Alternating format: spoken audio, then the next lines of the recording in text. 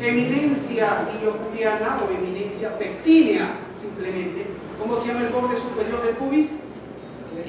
Cresta pectínea o línea pectínea. ¿Cómo se llama este cacho que hay adelante? Espina del pubis o tubérculo del pubis. Hay un famoso ligamento que como un puente va desde acá, se saltea todo esto y pum, llega acá. ¿Cómo se llama? ¿Lo han visto en la práctica? Tiene que haberlo visto. Sí. El ligamento inguinal. El famoso ligamento inguinal, llamado también ligamento iliocubiano. Iliocubiano, porque va desde la espina ilíaca anterosuperior hasta la espina del pubis. No va pegado a todo eso, al contrario, pasa por encima. Un puente. También se le llama arco crural. Arco crural de Poupart. Poupart. P-O-U-P-A-R-T. Pou. ¿Se acuerdan de Pou?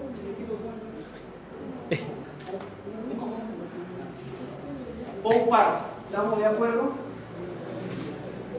Poupart. P-O-U-P-A-R-T. Es un ligamento que a modo de un puente, va desde la espina ilíaca anterosuperior hasta la espina del pubis. Es extremadamente importante, vital. Créanme, es vital. ¿Estamos de acuerdo? ¿Entienden? Ya vamos a ver cuando hablemos de las hernias. No es el ligamento uno identifica todo. ¿Salud? ¿Quedó claro? ¿Ya? Y sobre la cresta pectínea, miren, les cuento, y sobre el ligamento inguinal, para que vayan a entender, porque se confunde mucho en cirugía. Los residentes también se confunden, no todos evidentemente han hecho esa parte. Nadie le ha enseñado eso, ni sabía que eso existía. Entonces, cuando llegan se trauma. Miren, el ligamento inguinal o arco crural de Poupart va así, como un puente, de acá hasta acá, pasa por encima de todo lo demás, no se pega, sino como un arco, ¿me entender? Ligamento inguinal, ligamento iliocubiano o arco crural de Poupart. Perfecto. Pero hay otro ligamento que también es famoso y lo vamos a ver más adelante, que está pegadito, este sí está adherido, pegado a la cresta pectínea, a la línea pectínea.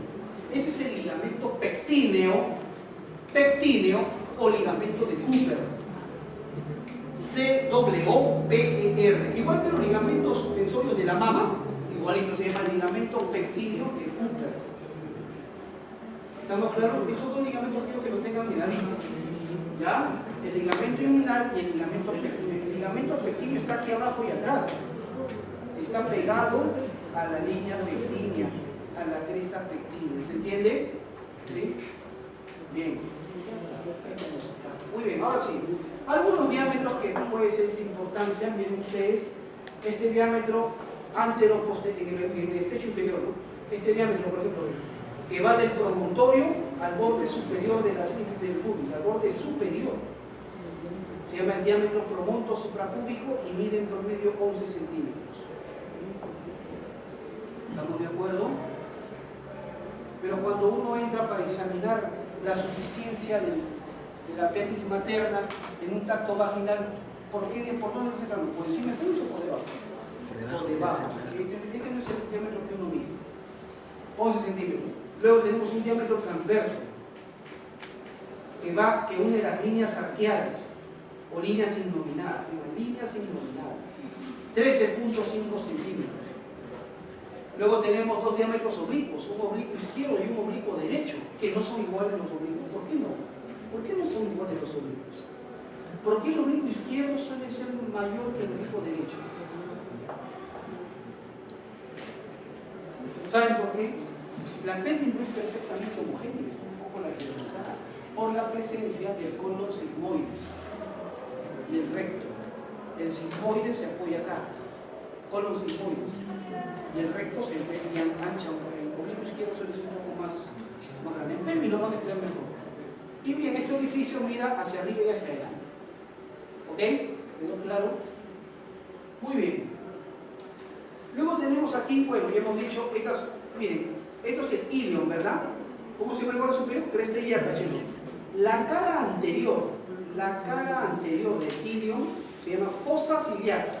Ya no se llama ilion, es un poco antiguo, Esto interno sáquenlo, simplemente fosas ilíacas, la cara anterior del ilion, del ilion, la cara anterior del ilion por encima del techo superior, fosas ilíacas, ¿correcto?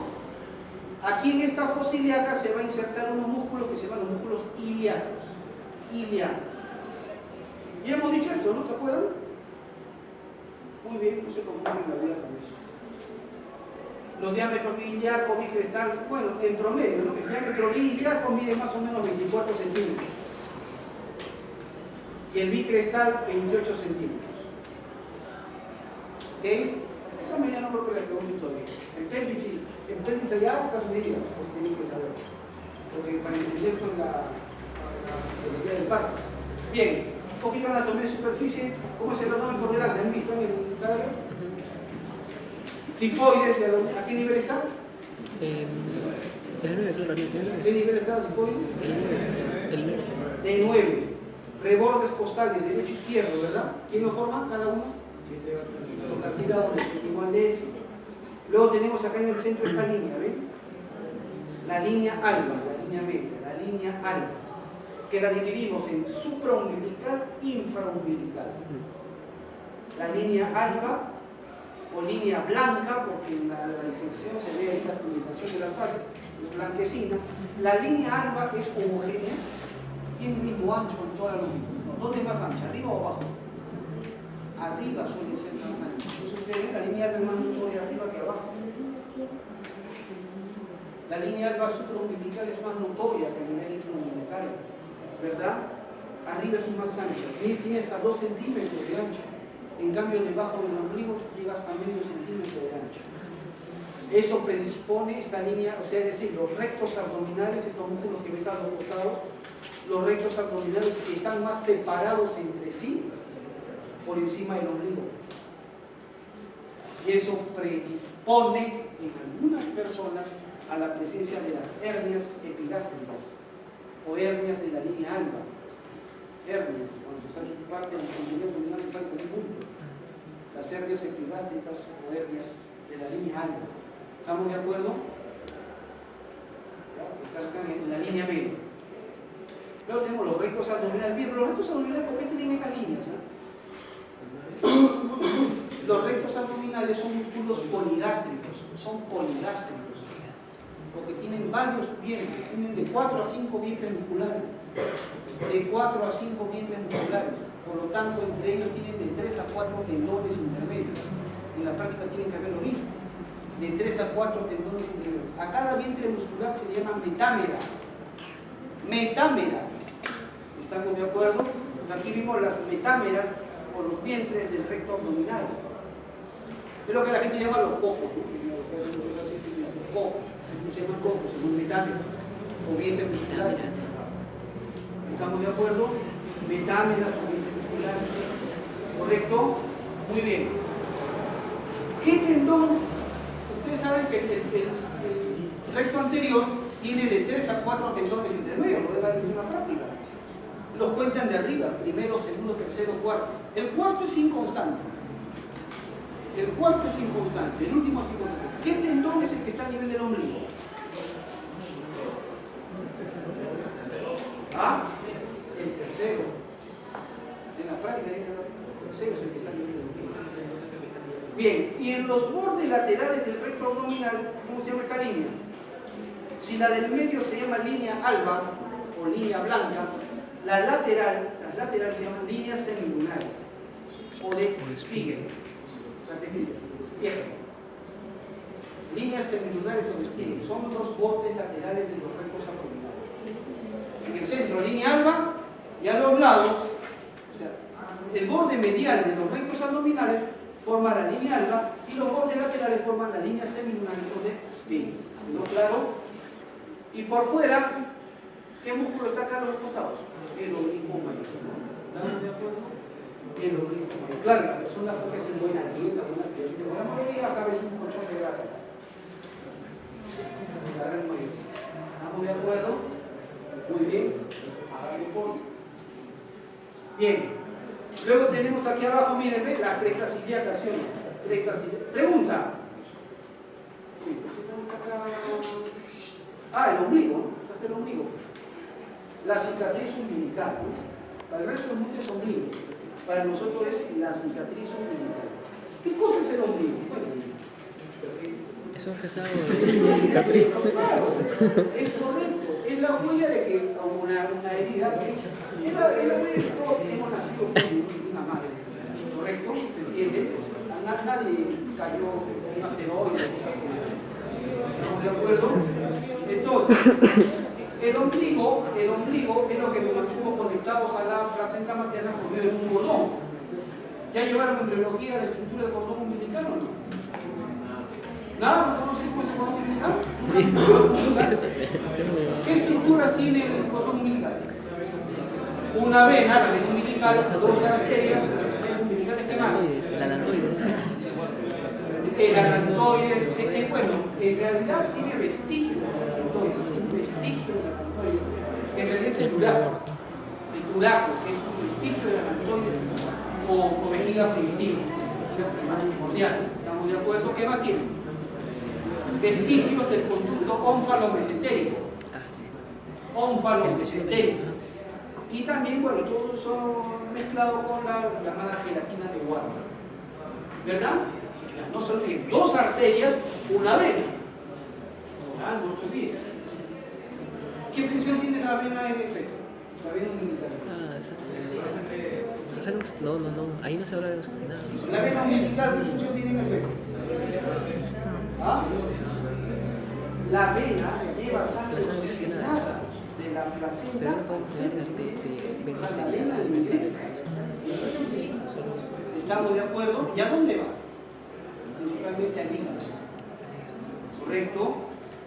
Y las arterias umbilicales, ¿qué hacen en el feto? Sacan sangre no oxigenada del feto hacia la placenta. No lo olviden. ¿Ya? Bien, ¿quedó claro? Ahí está el ombligo. El ombligo, en condiciones normales, está a la altura de ¿qué vértebras? Entre L3 y L4. El ombligo está a la altura de L3 y L4. ¿Ya? L3 y L4. Muy bien, acá están las crestas ilíacas, ya lo conoces. Las espinas ilíacas ante los superiores. La región inguinal, ¿ves esta zona? Esta zona límite entre el abdomen y el muslo. Entre el abdomen y el muslo, eso es la región inguinal. ¿Ya? Es lo que la gente dice la ingle. La región inguinal. Aquí, ¿quién estará a este nivel? El ligamento inguinal, ¿se acuerdan? Sí. El ligamento inguinal. ¿Ya? No lo olviden. Y el vello cúbico sobre la zona genital. El vello cúbico tiene una distribución de acuerdo al sexo. Como existen solo dos sexos anatómicamente, correcto, y se lo voy a mostrar anatómicamente, el vello cúbico tiene una distribución de acuerdo a los dos sexos. Existe en el sexo masculino, el vello cúbico tiene distribución romboidal. Romboidal. O sea, un triángulo superior y un triángulo inferior. Y en el sexo femenino, tiene distribución triangular. ¿Estamos de acuerdo? Las cosas son claras en anatomía. Muy bien. Luego tenemos la vista posterior. En la vista posterior tenemos nosotros las apófisis espinosas de las vértebras, que más que visibles son palpables, ¿no? Son palpables.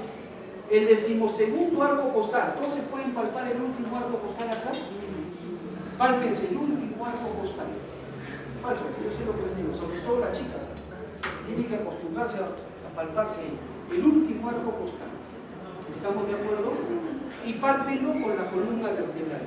O sea, el último arco costal, el 12º arco costal, hacia el centro, pegado a la vértebra. ¿Se ubican? Ahí se forma un ángulo. Entre las costillas y la vértebra se forma un ángulo, ¿verdad? Que se llama el ángulo lumbocostal. Lumbocostal. ¿Ya? Es importante, porque en las mujeres es bien frecuente las infecciones urinarias. Las infecciones urinarias son muy frecuentes en las mujeres. Ya vamos a ver cuando vemos pelvis, aparato reproductor femenino, ¿no?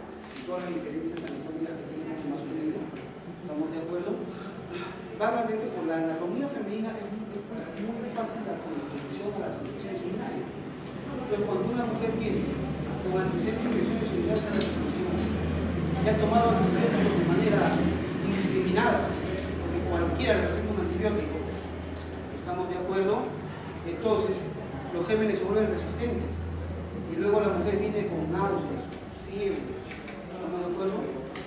lunar, ustedes palpan ese ángulo, el ángulo lumbocostal, ustedes le ponen a la paciente sentada y simplemente tienen un pequeño golpecito atrás, nada más así, dolor en el ángulo lumbocostal, diagnóstico está cantado, pielonefritis, infección renal, ¿estamos de acuerdo? Infección renal, nunca fallado eso, infección renal, no esperen que lo que se haga y luego tener como aquí la televisión. ¿Estamos de acuerdo? El diagnóstico está cantado, infección renal. Las pielonefritis, las infecciones renales se llaman dolor agudo en el ángulo lumbocostal. Punto doloroso para diagnosticar pielonefritis, eso es básico. ¿Estamos de acuerdo? No lo olvides. Ese ángulo lumbocostal, a ese dolor, a ese nivel, diagnóstico pielonefritis, infección renal. ¿Ya? ¿Estamos de acuerdo? Muy bien. ¿Qué más? Tenemos el dorsal ancho, el oblicuo mayor y la crefina. Okay. Ahora sí, planos anatómicos. Empezamos. Piel. ¿Cuáles son los? ¿Cómo dice toda la plana abdominal? Piel, tejido celular subcutáneo. El tejido celular subcutáneo tiene dos capas bien marcadas, ¿no? ¿Lo han visto en la práctica? Sí. Dos capas bien marcadas. Una capa superficial de Camper, que es grasosa, ¿no? Grupos de grasa, amarillento.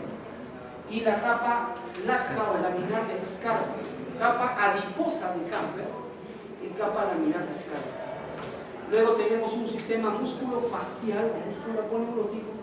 Luego la mal llamada fascia transversalis. ¿La han visto? En realidad esta mal llamada fascia transversalis debemos llamarle simplemente fascia endoabdominal. Sin embargo, bueno, por costumbre le siguen llamando fascia transversalis. Luego, detrás de la fascia transversalis tenemos un tejido preperitoneal,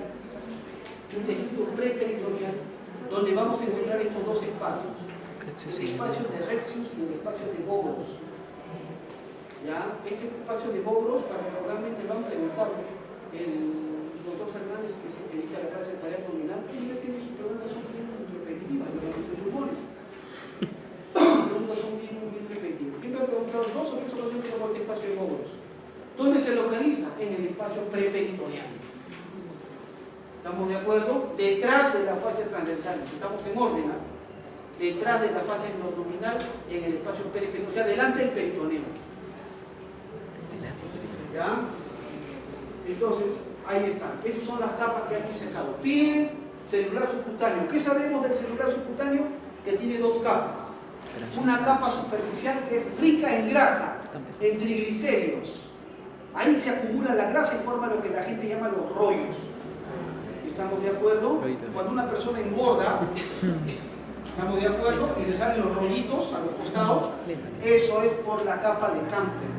Y si la persona acude a un cirujano plástico para que le hagan lipoescultura o liposucción, lo que extrae el cirujano plástico, debidamente certificado, debidamente entrenado, debidamente titulado y colegiado y recertificado, es solamente capa de grasa. Está entrenado para eso, ¿me entender? ¿Se entiende? En cambio, la capa de Scarpa es una capa laminar, fibrosa, tejido conectivo laxo. ¿Ya? Muy bien. A ver, empezamos. La piel. ¿Cómo es la piel del abdomen? ¿Se han visto algún día la barriga o no? Hoy ya llegan a su casa, se mira.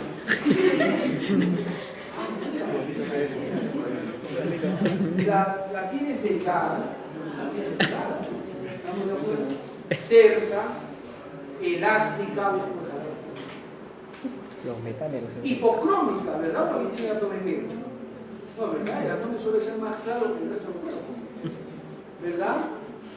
Hipocrómica, sensible, ¿verdad? ¿No? Posee glándulas sónicas, estamos de acuerdo, es importante. ¿Ya? Con solo ver la piel uno puede observar, por ejemplo, si uno ve que el abdomen de un paciente, la piel está oscura y a veces inclusive comienza a aparecer vello piloso, o sea, pelos en la superficie del abdomen, y hay un trastorno en la glándula suprarrenal, cortisol, alteraciones en la glándula suprarrenal. ¿Estamos de acuerdo? ¿Estamos de acuerdo? Ya lo hablamos, ya están llevando un primo en fisiología. ¿Qué llevaron? ¿Han visto? Addison, corticoides. produce estas alteraciones. Más aún si ven que se acumula grasa también en la zona mamal, también se tiene la cara de una grasa. Tomaste, que te comiste. ¿Ok? ¿Se entiende? Solo mirar el ángulo y la caída. ¿Correcto? Se ven las venas a través de la pila abdominal. No debería. ¿Ah? No debería. ¿Ustedes han visto el abdomen y se ven las venas allá atrás? No, no se ven. Si se ven las venas, ajá, circulación colateral. Circulación colateral. Eso vamos a ver su importancia. Bien, ya hemos dicho el vello púbico en los dos únicos sexos que existen, es romboidal en el hombre, triangular en la mujer. Como hemos dicho, en la piel también suelen ver las famosas estrías o vírices. ¿Estamos de acuerdo? Las estrías o vírices, que son factores, o sea, son alteración o lesión de las fibras elásticas de la dermis. De la dermis. ¿Estamos de acuerdo? Que ya me contar. En histología ya me he hecho piro, ¿no? Sí, ya. ¿Todavía? Bueno, como piel, como tejido, tienen que ver, ¿no? Bueno, en la dermis. Es ruptura o alteración de las fibras elásticas en la dermis. Las estrías que son así, blancas, estas líneas así blanquecinas, es todo el número de estrías. ¿Han visto cómo hay muchas estrías? Y cuando son rojo-violáceas, toman el nombre de vírices. ¿Cuál es la diferencia? El tiempo nada más. Los vírices son estrías recientes, son estrías nuevas. Es por un crecimiento rápido, una distinción de la piel. Cuando se vuelven antiguas, ya dices estrías, se vuelven blanquecinas. ¿Estamos de acuerdo? No te compliques. ¿Ya? Crecimiento rápido. El embarazo, por ejemplo. ¿No? ¿Correcto? Ustedes ven una chica chiquilla, flaquita, por ser la figura, pero le ven estrías en la parte baja del abdomen, sobre todo una cicatriz en la región umbilical. Estuvo embarazada y no sé si sabe que se evidente. ¿Estamos de acuerdo? Muy bien. No necesitas hacer tantas preguntas ni incomodar al paciente. ¿Estamos de acuerdo? Ahí está, ven, estrías, más estrías. ¿Ven? Miren, este por embarazo, ¿ustedes? Vírices. Vírices. Son así recientes, ¿ves? ¿Se dan cuenta? Vírices, de esa forma. ¿Ya? Ya después del embarazo, incluso algunas se quedan con la ropa, ya tienen que dar cremas y todo. Bien, el tejido celular subcutáneo. El tejido celular subcutáneo. Ahí está. A ver, empezamos. Tenía dos capas, ¿verdad? Adiposa de Camber y laxa o laminar de Scarpa. Entre estas dos capas me voy a encontrar una rica red venosa. ¿Ven ustedes? Una gran cantidad de venas. ¿Verdad? Una gran cantidad de venas. Estas venas van a formar dos plexos. Hay un sistema venoso superficial en el celular subcutáneo. Vamos a encontrar también nervios superficiales y linfonodos, ganglios linfáticos superficiales. ¿Correcto? En cuanto a los nervios vienen de los nervios intercostales, ¿se acuerdan? Los nervios intercostales 7, 8 y 9 inervan la piel de la región supraumbilical. El 10º nervio intercostal es el que llega a nivel del ombligo. El 11º y el 12º en la región infraumbilical, ¿verdad? En la práctica tienen que haber visto al 10º nervio intercostal llegar al ombligo, tienen que haberlo visto, porque se pregunta, y no pongan T10, T10 es la raíz, pongan 10º nervio intercostal, estoy diciendo bien claro, 10º nervio intercostal, tienen que haberlo visto, 10º nervio intercostal, llegar al ombligo, ¿correcto? Él va a dar sensibilidad, pero también va a inervar los músculos. También hay un sistema venoso superficial. Hablemos de este sistema venoso. Este sistema venoso superficial se divide, miren, hay un plexo venoso alrededor del ombligo, ¿lo vemos? Se llama plexo venoso paraumbilical. Paraumbilical. ¿Correcto? Hacia abajo hay dos venas. ¿Ven estas dos venas? Estas dos venas. Hacia abajo. Hay una vena que baja del ombligo hacia el muslo. Del ombligo hacia el muslo. Esta vena, que también deben haberla visto en la práctica, se llama la vena epigástrica superficial. Vena epigástrica superficial. también llamada subcutánea abdominal, también se le llama así, subcutánea abdominal. Y luego tenemos otra vena que viene bajando de la cresta ilíaca, ¿sí? Se llama circunfleja ilíaca superficial. Circunfleja ilíaca superficial. ¿Se dan cuenta? O sea, tenemos alrededor del ombligo un plexo. ¿Cómo se llama? Plexo venoso paraumbilical. Eso debe quedar claro. Y luego dos venas que van hacia abajo. Dos venas que van hacia abajo. La que va del ombligo hacia el muslo, ¿cómo se llama? Epigástrica superficial o subcutánea abdominal. Y la que baja de la cresta ilíaca hacia el muslo, circunfleja ilíaca superficial. ¿Correcto? ¿Se ha entendido? Bien. Asimismo, tenemos una larga vena que tiene trayecto ascendente, que va hacia arriba. ¿Me dejo entender? Hay una larga vena que va desde la zona del ombligo hacia arriba. ¿Hasta dónde? Hasta la vena axilar. Hasta la vena axilar. Esta vena se llama la vena tóraco-epigástrica. Tóraco-epigástrica. ¿Ok? Esas son las venas que conforman el sistema venoso superficial, porque estamos en el subcutáneo. ¿Estamos de acuerdo? Porque estamos en el subcutáneo. ¿Y para qué me sirve saber eso? Te cuento. El sistema venoso, el plexo paraumbilical,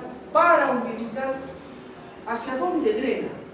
Este plexo paraumbilical drena a través del ombligo. A través del ombligo trepa, hay un ligamento que une el ombligo al hígado. ¿Ya han hecho hígado? No. ¿Hoy han tenido clase con los lugares? Sí, pero... Aparte de su vida, ¿qué más? Páncreas, vaso. Vaso, páncreas.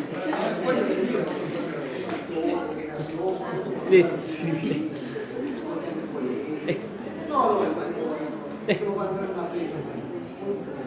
Estoy entusiasta.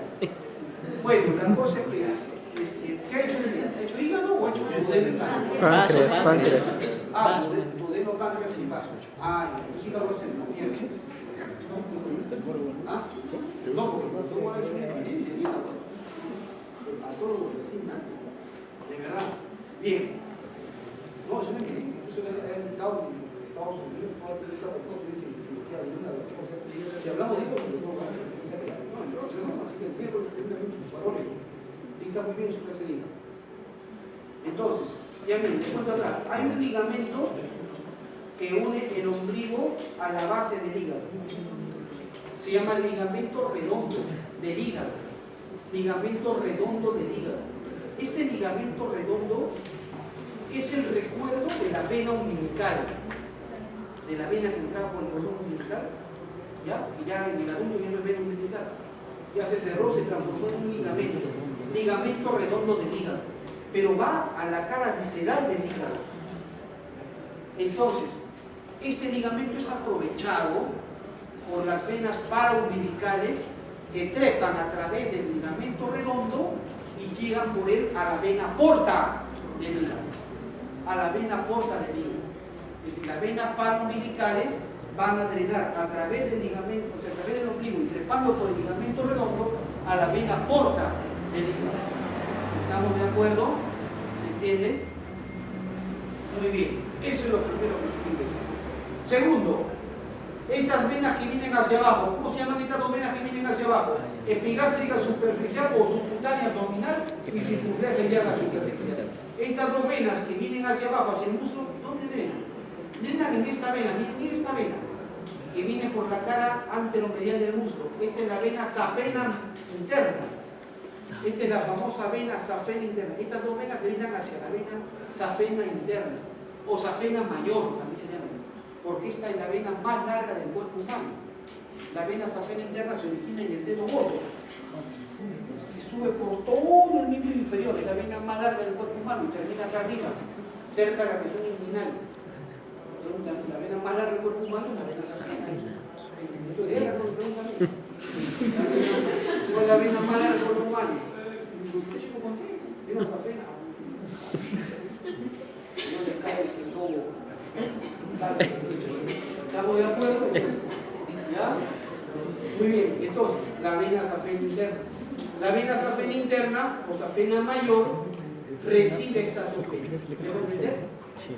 O sea, la vena epigástrica superficial y la vena circunfleja ilíaca drenan en la vena safena interna o safena mayor. Pero escuchen, miren, prendan sus faroles. La vena safena interna, después de haber recibido estas dos venas de acá, la vena safena interna penetra la fascia y drena en una vena que está dentro, acá la vemos, en la vena femoral. La vena safena interna va a tributar finalmente en la vena femoral, pero la vena femoral es profunda. ¿Se entiende la idea? Es profunda. Y la vena femoral tiene trayecto ascendente. La vena femoral sube y cuando pasa por detrás del ligamento inguinal, cambia de nombre a vena ilíaca externa. La vena femoral simplemente cambia de nombre a vena ilíaca externa. ¿Cuándo cambia de nombre? Cuando pasa por detrás del ligamento inguinal. Ilíaca externa. Y la ilíaca externa, más arriba, no les voy a complicar la vida, más arriba va a formar la vena cava inferior. Va a formar la vena cava inferior. ¿Se entiende la idea? Para ser más estricto, la ilíaca externa adentro se va a unir con la ilíaca interna. Hay una vena ilíaca interna que está dentro. Y van a formar la ilíaca común. La ilíaca común. Y la ilíaca común derecha con la ilíaca común izquierda forman la vena cava inferior. ¿Se entiende? Entonces, fíjate, el plexo venoso paraumbilical, ¿a dónde drenaba la sangre? En el ombligo, tú dices. A la vena porta, ¿no? Finalmente la sangre llega a la vena porta, ¿verdad? La vena porta va al hígado, ¿sí o no? ¿Se acuerdan o no? Ya. La vena porta va al hígado. Mientras que las venas que están abajo, epigástrica superior y circunfleja superficial, drenan a la safena interna, la safena interna a la femoral se transforma en ilíaca externa, se une con la ilíaca interna, forman ilíaca común y con la del otro lado forman la cava inferior. Bien. ¿Quedó claro? Sí. Entonces, finalmente, la sangre de estas dos venas de acá, epigástrica superficial y circunfleja ilíaca superficial, van a la cava inferior. ¿Se entiende? Va a la cava inferior. Y luego tenemos esta vena ascendente, ¿no? ¿Cómo se llamaba esta vena ascendente? Esta larga vena ascendente. Tóraco-epigástrica.